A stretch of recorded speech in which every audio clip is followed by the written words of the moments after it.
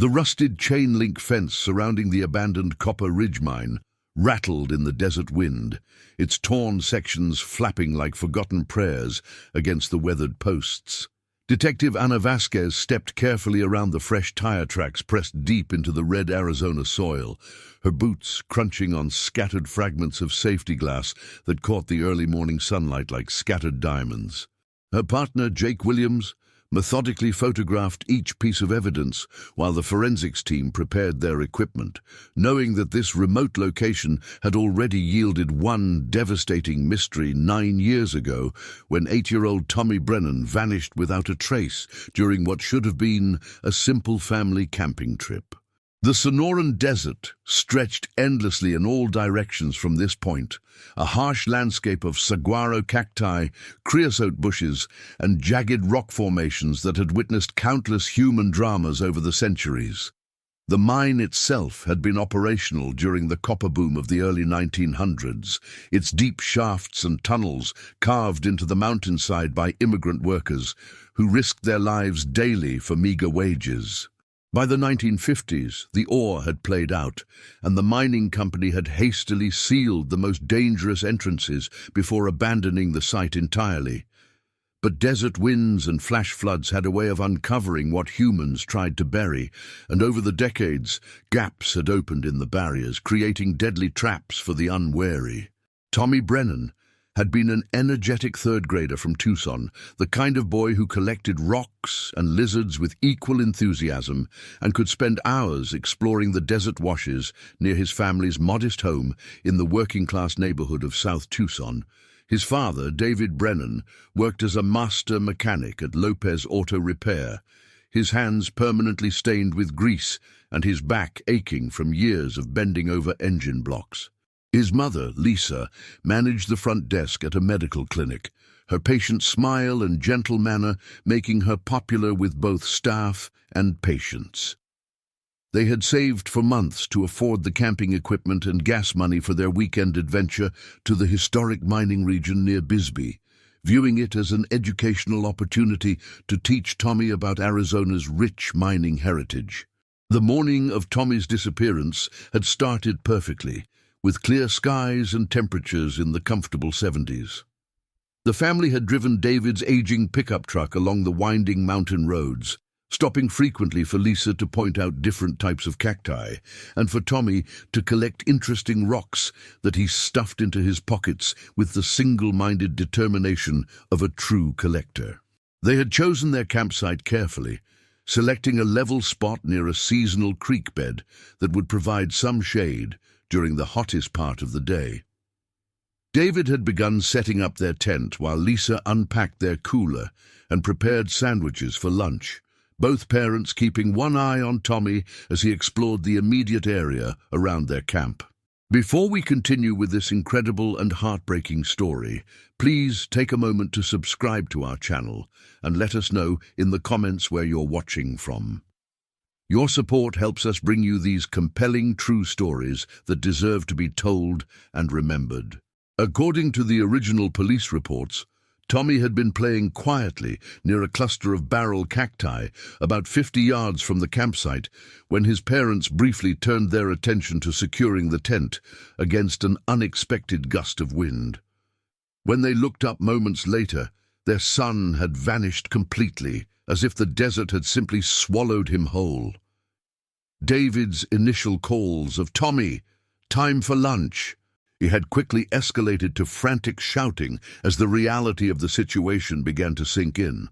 Lisa had grabbed their cell phone only to discover that they were in a dead zone with no signal, forcing David to make the agonizing decision to leave his wife alone at the campsite while he drove at breakneck speed toward the nearest town to alert authorities.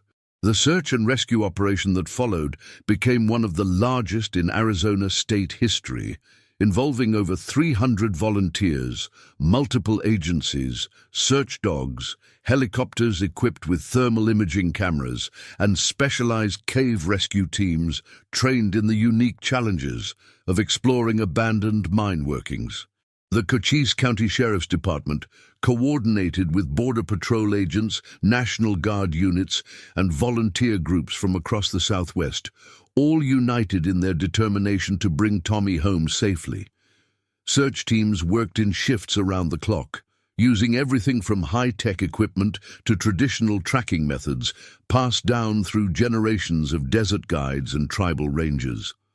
The terrain around Copper Ridge Mine presented extraordinary challenges for the search teams.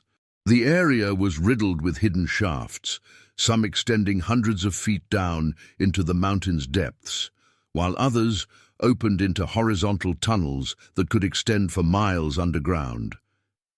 Many of these passages had been flooded during decades of flash floods, creating underground lakes and rivers that could sweep away anyone unfortunate enough to fall in.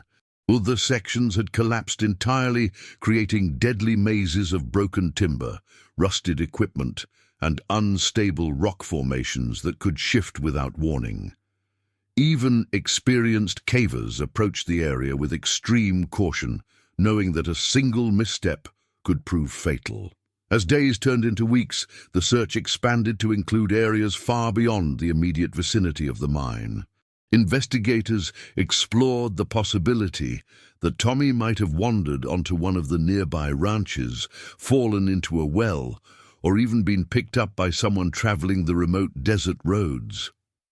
They interviewed every person who had been in the area during the relevant time period, from Border Patrol agents to illegal immigrants who had been apprehended while crossing the desert. Psychics and dowsers arrived from across the country, offering their services despite the family's growing skepticism about supernatural solutions to very real problems.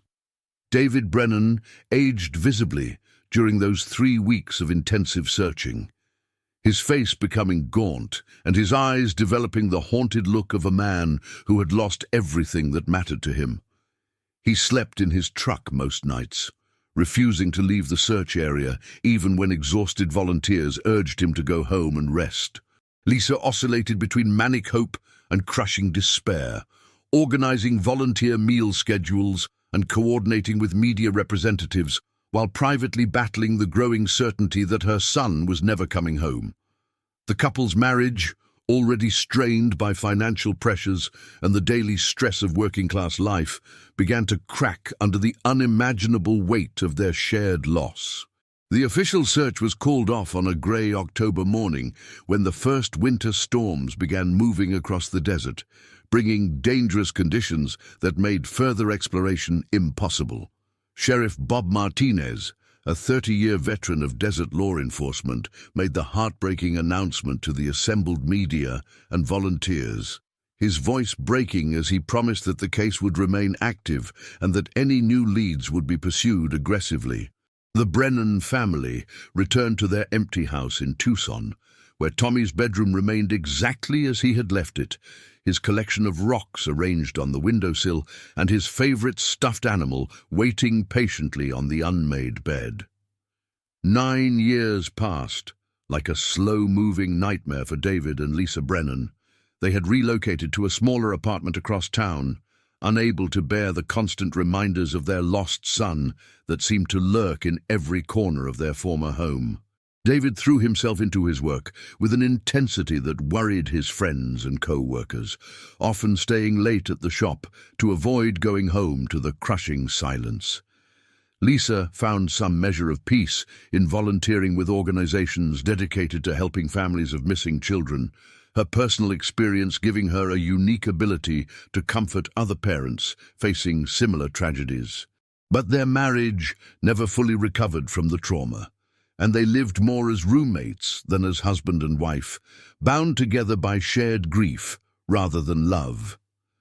The case files related to Tommy's disappearance filled 3 large boxes in the Cochise County Sheriff's Department archive room, containing thousands of pages of reports, witness statements, search maps, and photographs that documented every aspect of the investigation.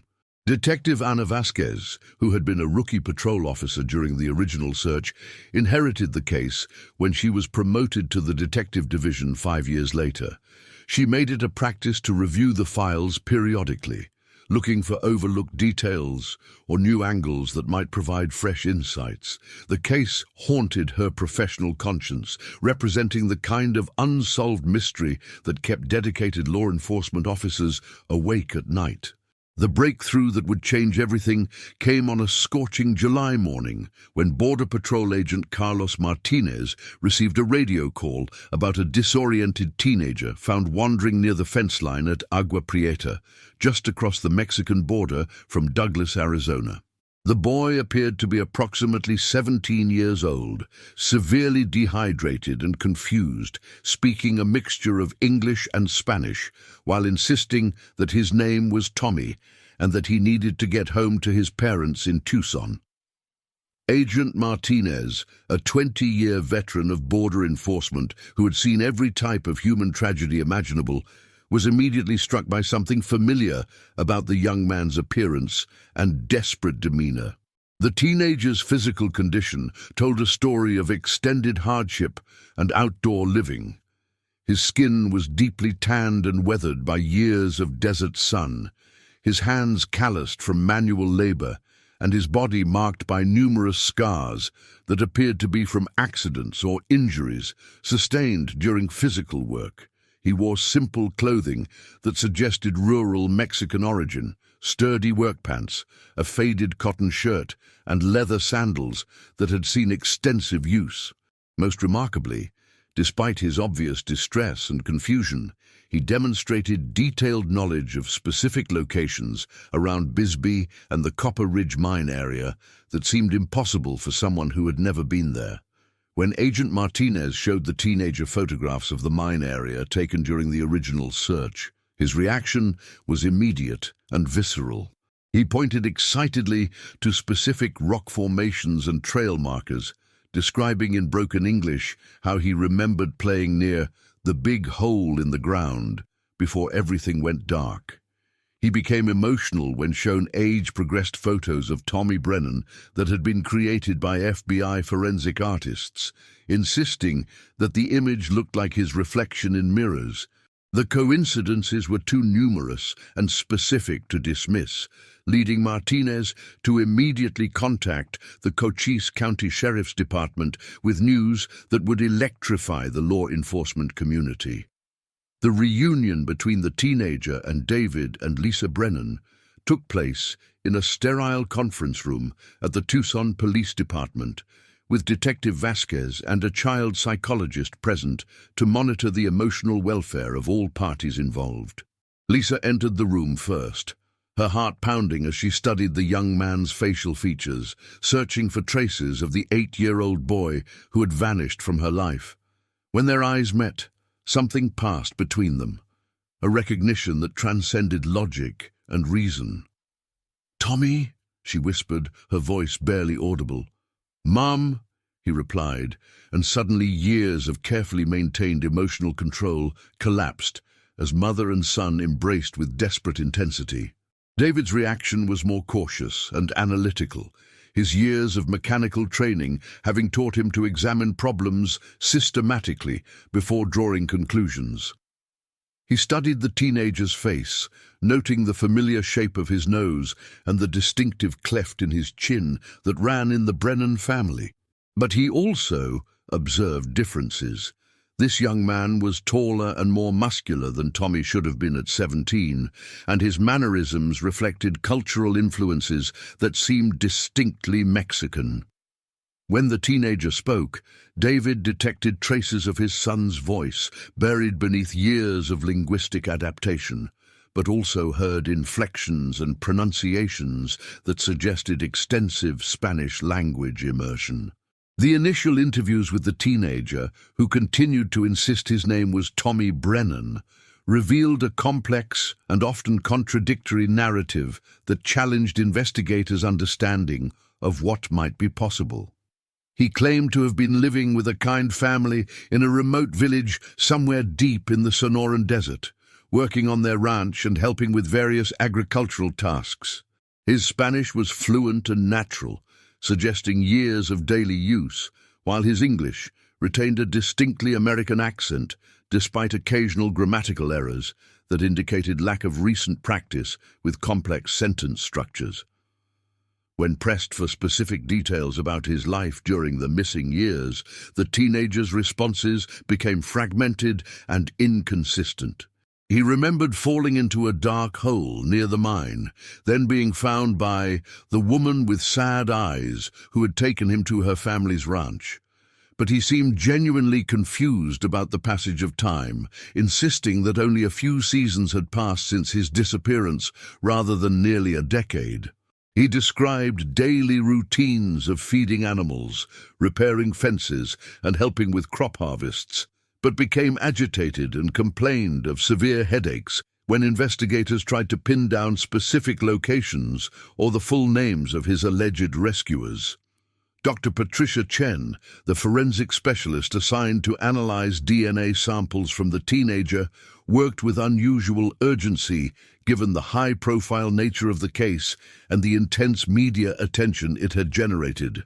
The Brennan family story had captured national headlines, with major news networks sending crews to Arizona and true crime podcasters producing special episodes about the miraculous reunion.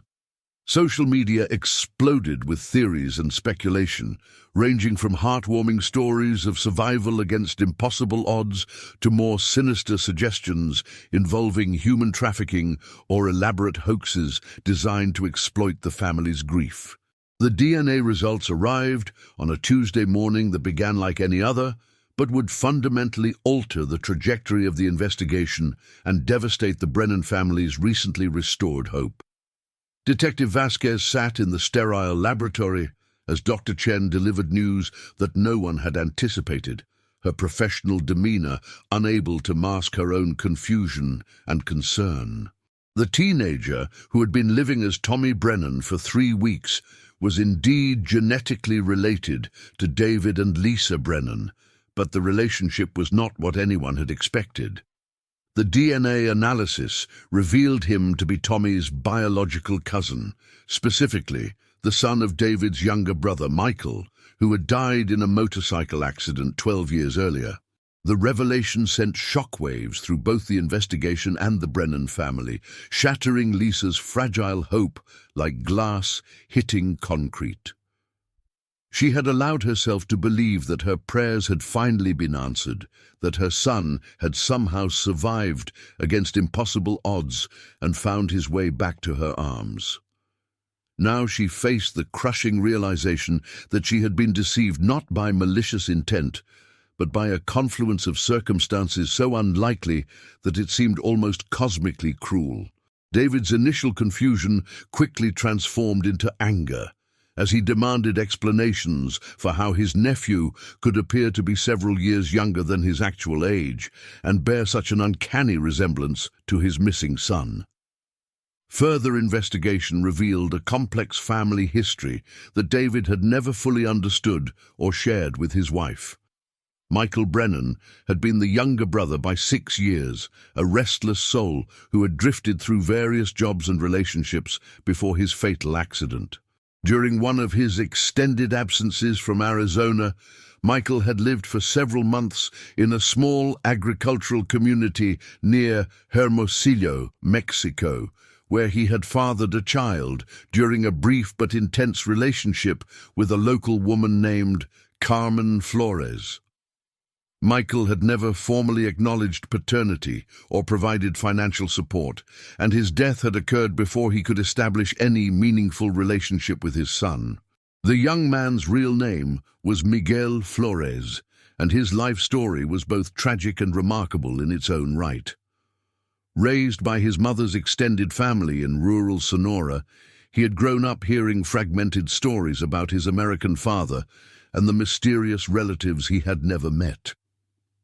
Carmen had died in a bus accident 2 years earlier, leaving Miguel alone and increasingly desperate to escape the grinding poverty of agricultural work.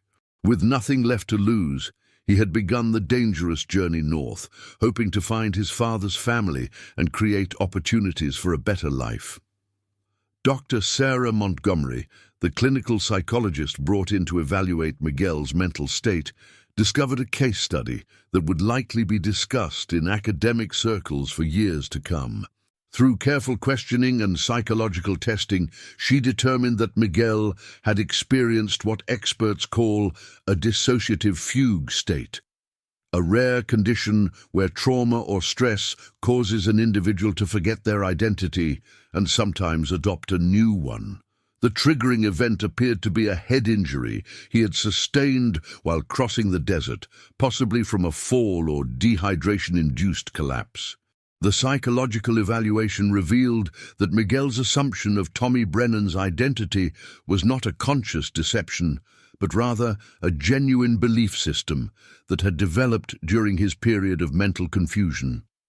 His resemblance to the age-progressed photographs that had circulated widely in both American and Mexican media, combined with his fragmented memories of stories about his American relatives, had created a perfect storm of mistaken identity.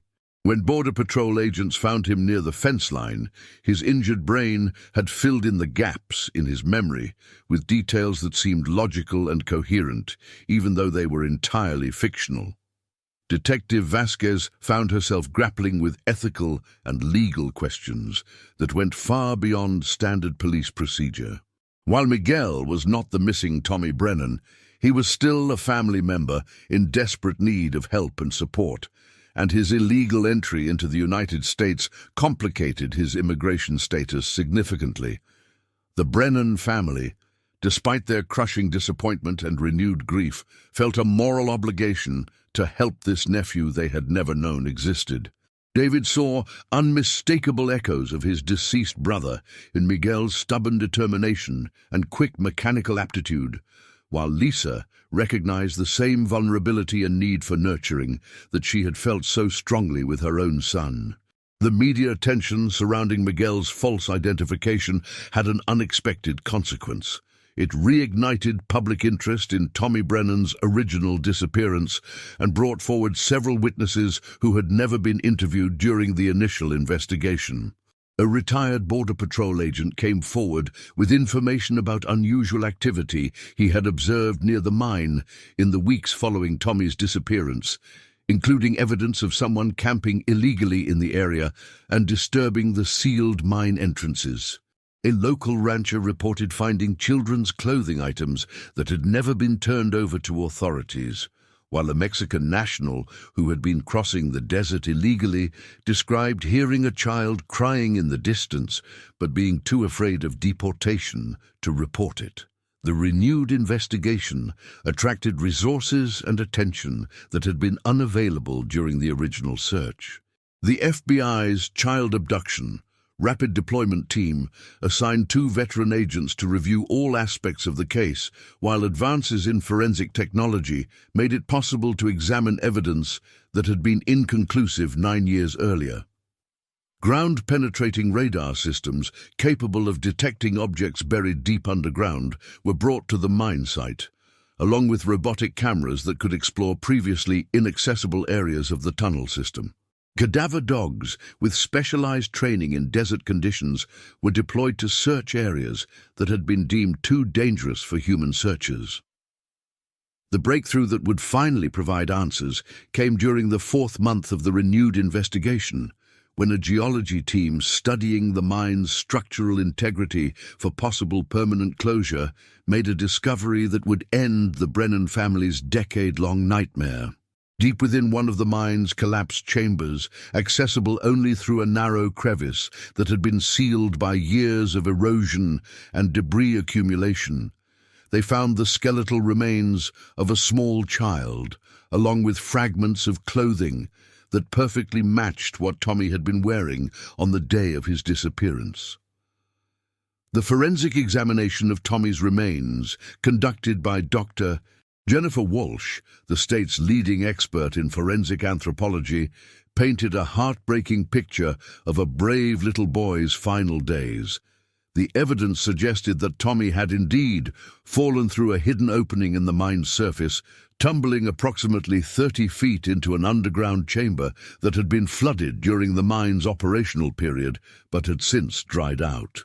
He had survived the initial fall, suffering a broken arm and numerous cuts and bruises, but retaining consciousness and the ability to move around within the confined space. The chamber where Tommy's body was discovered showed clear evidence of his attempts to survive and find a way out. Using rocks and pieces of debris, he had built a small shelter in the driest corner of the space and had even managed to collect rainwater that seeped through cracks in the ceiling during occasional desert storms. His clothing had been arranged to provide maximum warmth during the cold desert nights, and scratches on the chamber walls indicated that he had tried repeatedly to climb out or dig handholds that might allow him to reach the surface. Most remarkably, investigators found a small pile of rocks near Tommy's remains that had been carefully arranged to spell out "Mom Dad" in crude letters, along with what appeared to be an arrow pointing toward what the 8-year-old had believed was the direction of the surface. The discovery provided devastating evidence that Tommy had retained hope of rescue until the very end, trusting that his parents would find him and bring him home safely. Forensic analysis suggested that he had survived for approximately 4 to 6 days before succumbing to exposure, dehydration, and the complications from his injuries. The funeral service for Tommy Brennan was held on a crystal-clear October morning in Tucson, with hundreds of community members gathering to pay their respects to a little boy who had touched their lives despite being missing for nearly a decade.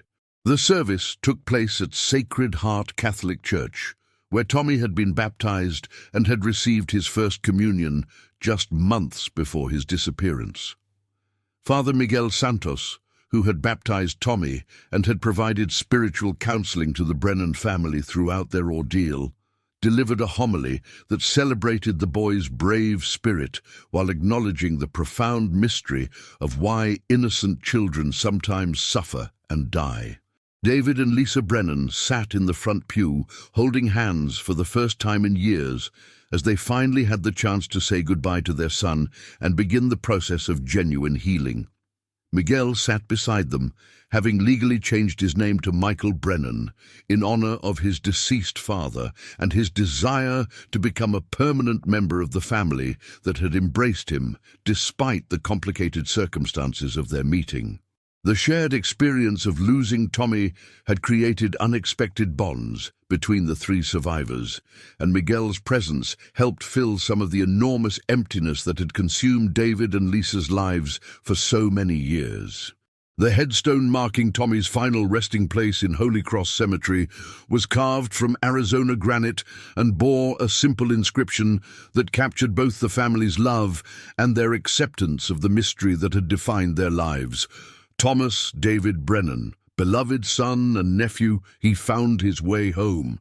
The grave site became a place of pilgrimage for families dealing with missing children, and Lisa Brennan began volunteering as a peer counselor, using her hard-won wisdom to help other parents navigate the impossible journey of hoping against hope while preparing for the worst. Detective Ana Vasquez submitted her final report on the Tommy Brennan case 6 months later, reflecting on how the investigation had challenged her understanding of family, identity, and the unexpected ways that healing can emerge from tragedy. While the Brennan family had not recovered the son they had lost, they had discovered a nephew they never knew existed, and had finally found the peace that comes with knowing the truth about what had happened to Tommy. The case had taught her that sometimes the most important discoveries occur not when we find what we're looking for, but when we remain open to finding what we actually need to move forward with our lives. Miguel, now Michael Brennan, enrolled in community college to study automotive technology while working part-time at his uncle's repair shop, gradually learning the mechanical skills that seemed to run in the family bloodline. His presence created a bridge between his American relatives and his mother's family in Mexico, leading to regular visits and cultural exchanges that enriched all their lives. He maintained contact with the Border Patrol agents and social workers who had helped him during his crisis, eventually becoming an advocate for other young people caught between countries and cultures. The Copper Ridge Mine was permanently sealed and designated as a memorial site 6 months after Tommy's remains were recovered, with a bronze plaque honoring his memory and recognizing the hundreds of volunteers who had searched for him. The Arizona legislature passed new safety regulations requiring more comprehensive sealing of abandoned mine sites, while the Brennan family established a scholarship fund to help children from low-income families participate in outdoor education programs that teach desert safety and survival skills.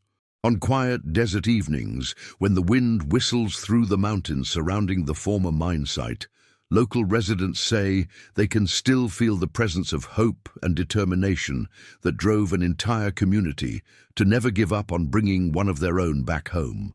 The story of Tommy Brennan became part of the larger narrative of the American Southwest, a reminder that even in the harshest landscapes, human love and persistence can transcend the boundaries between life and death, between loss and acceptance, between the family we're born into and the family we choose to create.